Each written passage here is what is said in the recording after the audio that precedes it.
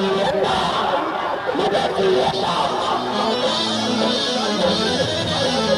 हम सुनाई बूढ़े, आज हम सुनाई के कहानियां। सुना जवान हो, सुना जवान हो, सुना जवान हो, वीर की कहानियां सुना जवान हो, वीर की कहानियां सुना जवान हो।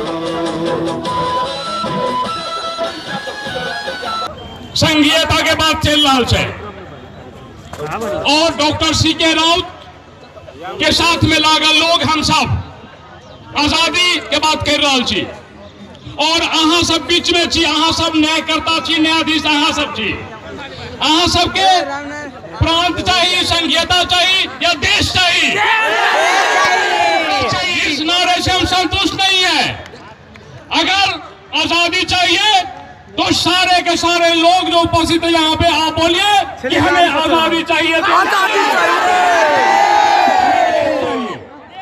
और अभी हम जब रास्ते में आ रहे थे मंच पे, वहाँ रमेश महतो जी के साथ में, उनके तस्वीर के साथ में कुछ नेता लोग बोल रहे थे कि डॉक्टर सी.के.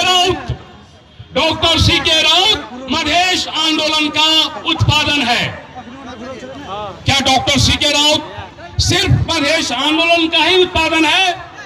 नहीं। हम ये नहीं कहते कि डॉक्टर सी.के. राउत मधेश आंदोलन का उत्पादन नहीं है, लेकिन डॉक्टर सी.के. राउत मधेश आंदोलन के साथ साथ हम मधेशियों की आवश्यकता का भी उत्पादन है।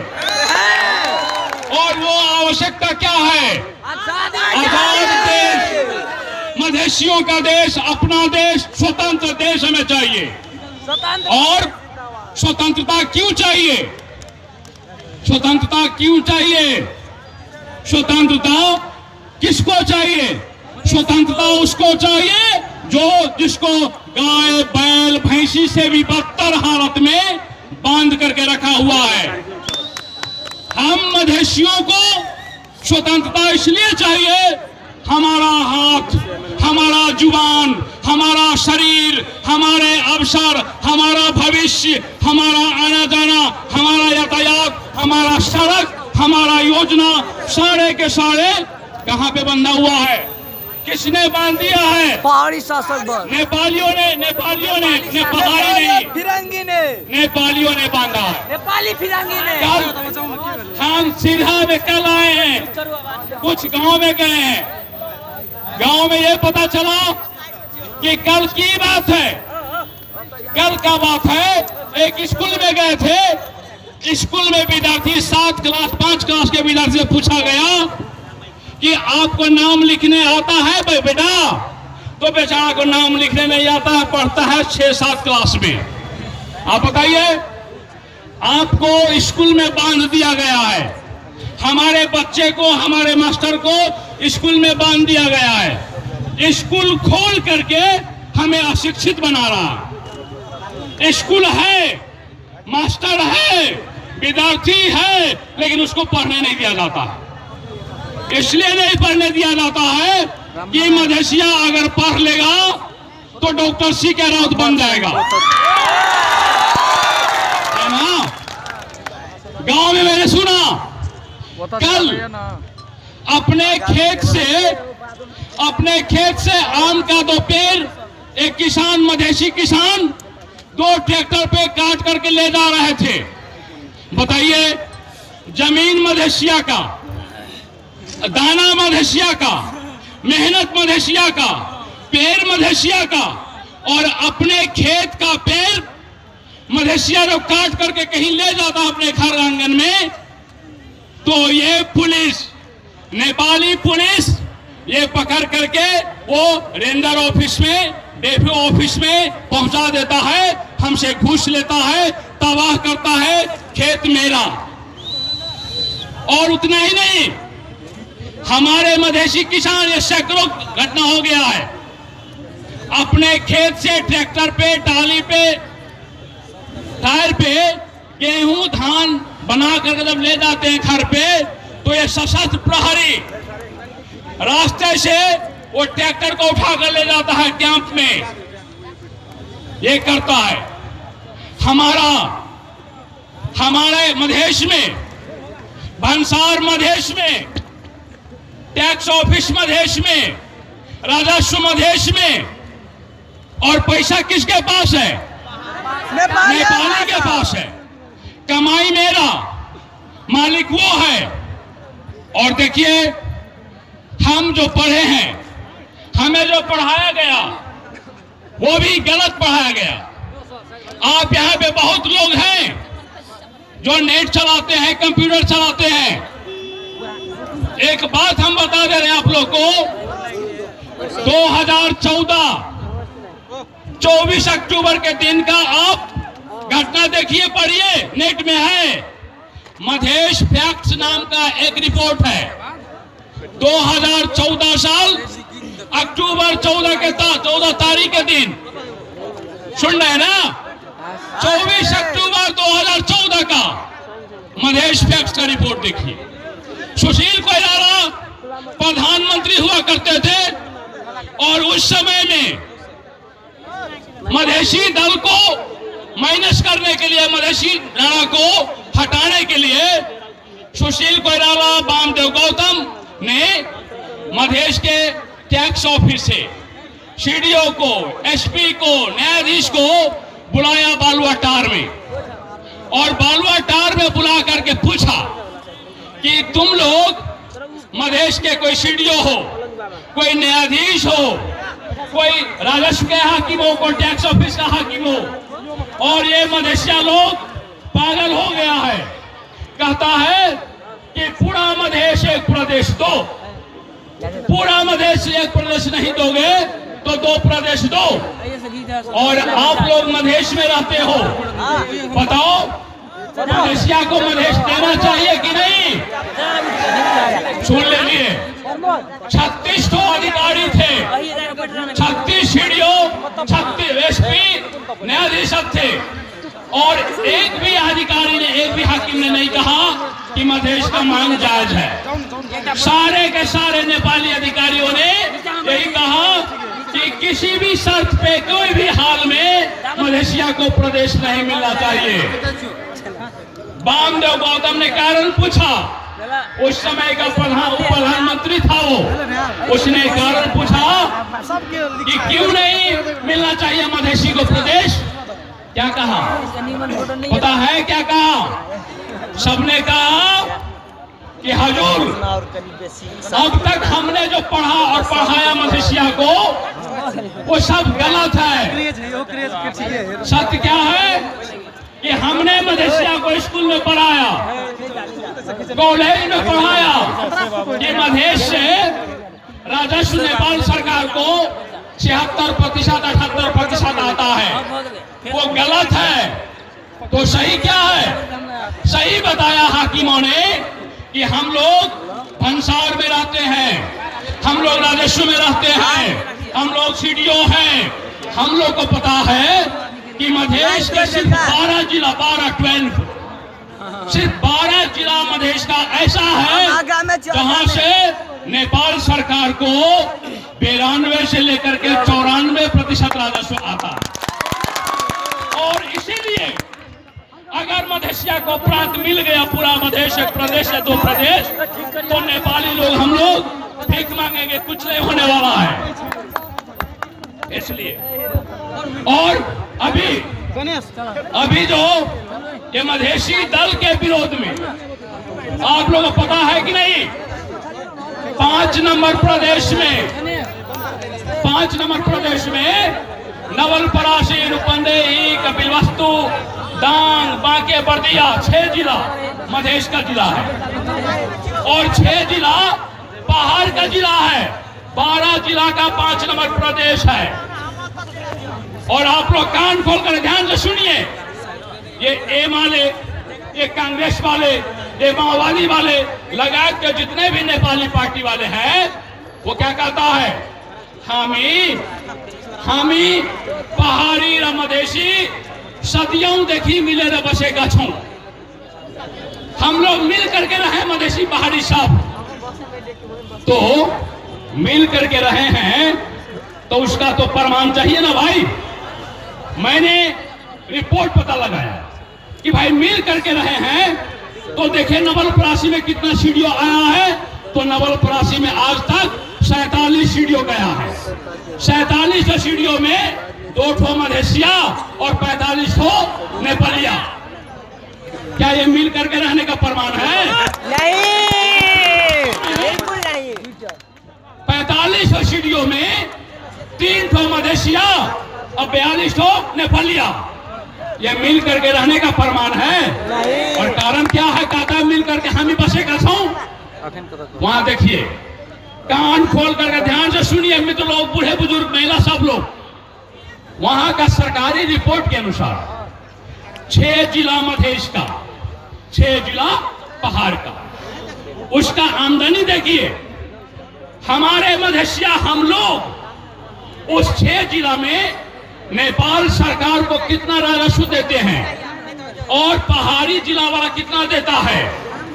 नेपाल सरकार का रिपोर्ट ही बताता है कि एक वर्ष में 6 जिला का मधेसिया मिलकर के नेपाल सरकार को 42 अरब 62 करोड़, कितना?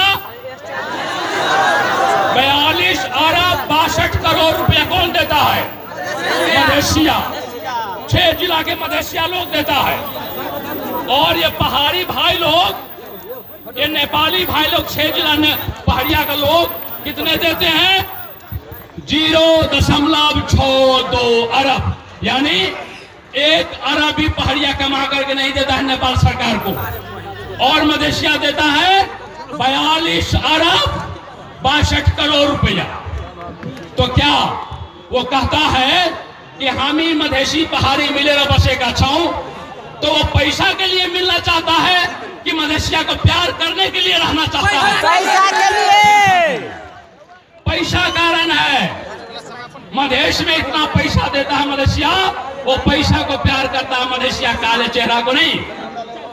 और उतना ही नहीं, कहता है अखंड लुम्बिनी। अखंड लुम्बिनी का मतलब क्या होता है? वहां पे भगवान कौन है? कौन है भाई? गौतम बुद्ध। गौतम बुद्ध मधेसिया का बाप दादा है कि ये नेपालिया का, पहाड़िया का? हमारा बाप दादा, हमारा भगवान है। और ये कहता है ये सब भारत से आया हुआ है। अच्छा बताओ भाई, अल्लाह नहीं के लिए ये अगर हमें कहता है ये भारत से आया है, काले चेहरा के हैं, तुम शंकर भगवान को तलवा चाटता है। शंकर भगवान हमारे चेहरा के काले हैं, वो तुम्हारा भगवान हुआ कि हमारा?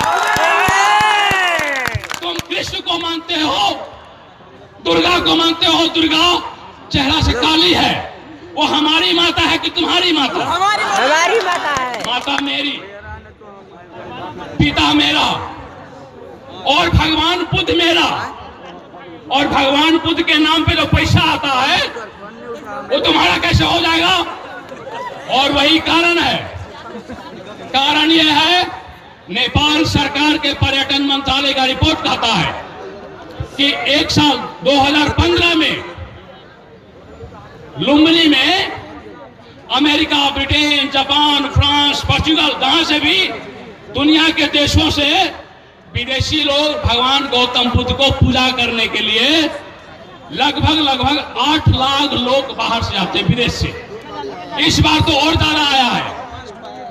8 लाख अमेरिकन, ब्रिटिश, फ्रेंच वगैरह लोग आते हैं। और हिसाब देखिए, नेपाल सरकार का रिपोर्ट है, हिसाब किताब, कि एक विदेशी जब नेपाल में लुम्बिनी में जाता है तो दिन में वो $70 खर्च करता है। कितना?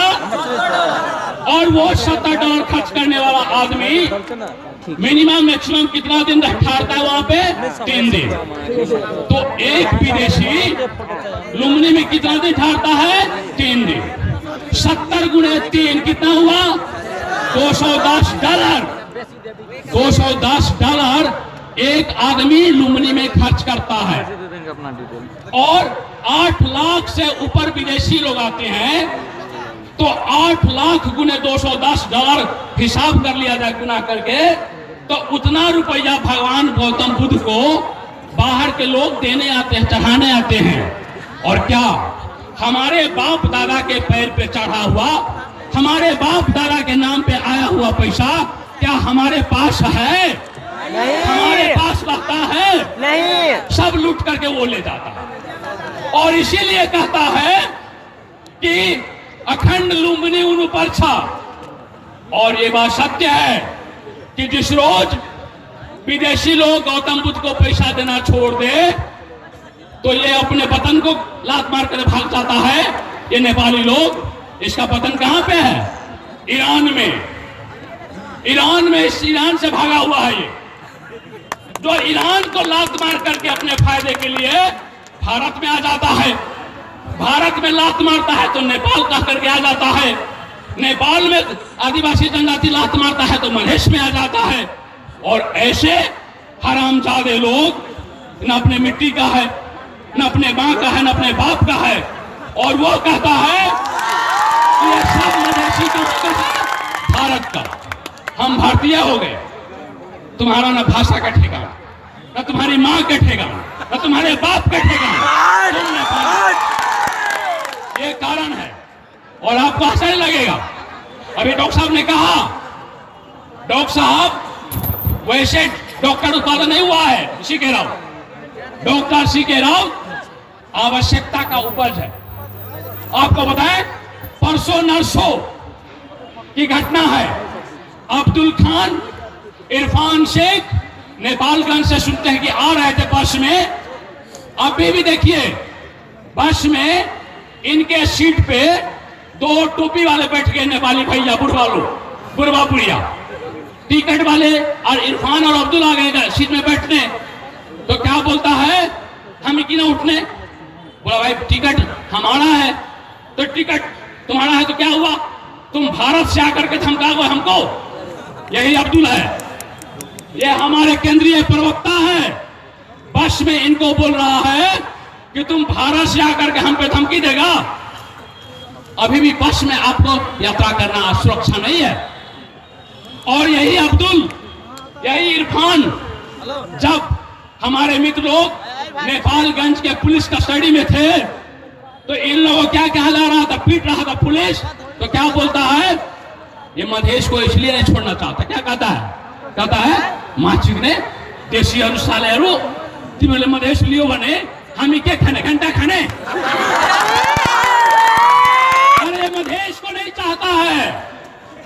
तुम जो कमाते हो, हम जो कमाते, हम और आप जो कमाते हैं, हमारे कमाई को ये लूट करके खाने के लिए मधेश को कब्जा किया हुआ है। मधेश से इसका कोई प्रेम, कोई दया भाव नहीं है।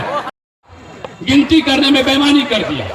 बस बताइए, कैलिफोर्निया के लोग इतना दुखित हो गया कि बोला कि जब मेरे मत के साथ ऐसा दुर्व्यवहार होता है, हमारे वोट के साथ ऐसा दुर्व्यवहार होगा तो हम अमेरिकन नहीं है, हम अलग रहेंगे।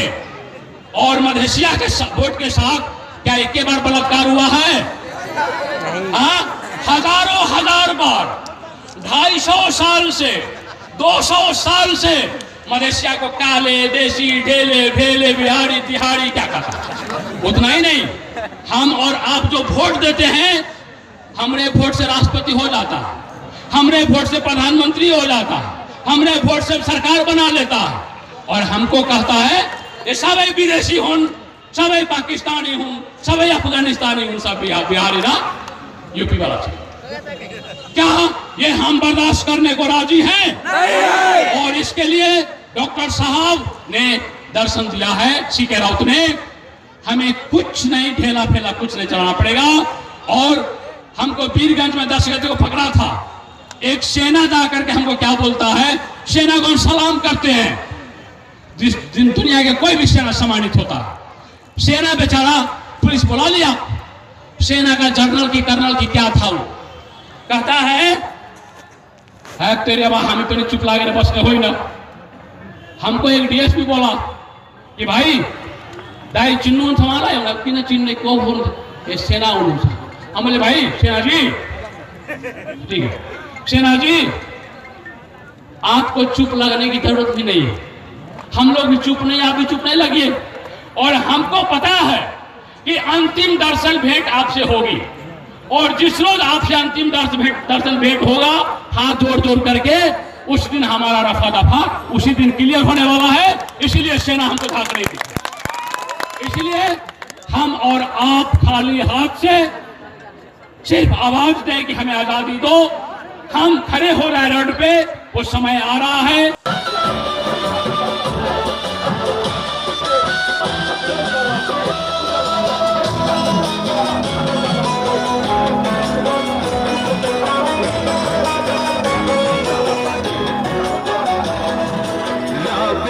आजादी को दबाने